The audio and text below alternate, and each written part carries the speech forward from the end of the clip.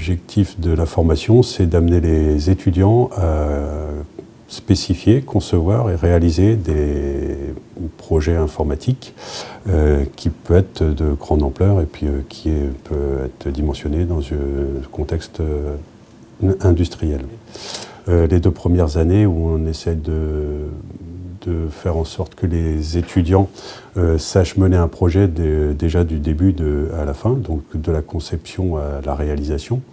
Et donc en première année, au premier semestre, on leur fait prendre en main les techniques algorithmiques classiques pour développer un logiciel. Et dans le cadre du deuxième semestre, on les met directement, dès la première année, face à la conception d'un projet du début, donc des idées, l'analyse des besoins, jusqu'à la réalisation et les recettes du projet. En deuxième année, on les met plus en face des langages de programmation ou des paradigmes de programmation traditionnels, à savoir la programmation procédurale avec les langages comme le C. Et on leur apporte aussi un autre paradigme de programmation qui est courant, c'est la programmation orientée objet, avec cette fois des langages comme le langage Python dans un premier temps, pour prendre en main ou mettre en œuvre les concepts de programmation orientée objet. Troisième année, donc pour les semestres S5 et S6, nos élèves sont formés plus au niveau du paradigme de programmation orientée objet, où on utilise cette fois les langages classiques dans le monde industriel, c'est le langage C++ et le langage Java, pour mettre en œuvre ces concepts de programmation orientée objet. Et le semestre 6 est aussi orienté sur le développement d'un projet basé cette fois sur ces 2 langages.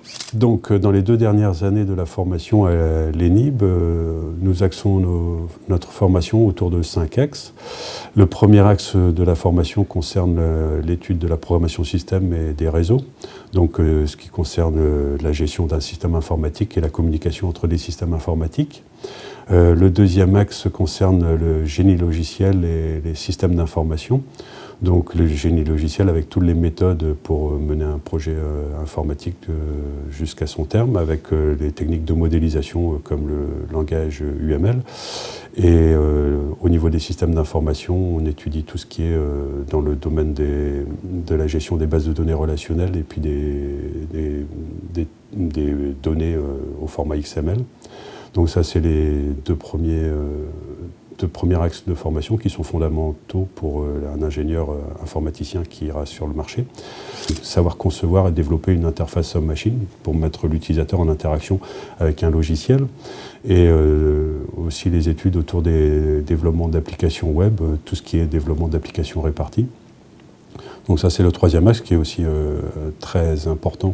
Les 2 derniers axes de cette formation sont plus orientés sur des aspects charnières entre le monde industriel et la recherche, donc à travers l'étude des techniques de réalité virtuelle distribuée, où là on forme les étudiants de façon à ce qu'ils savent construire, interagir, animer et partager un environnement virtuel.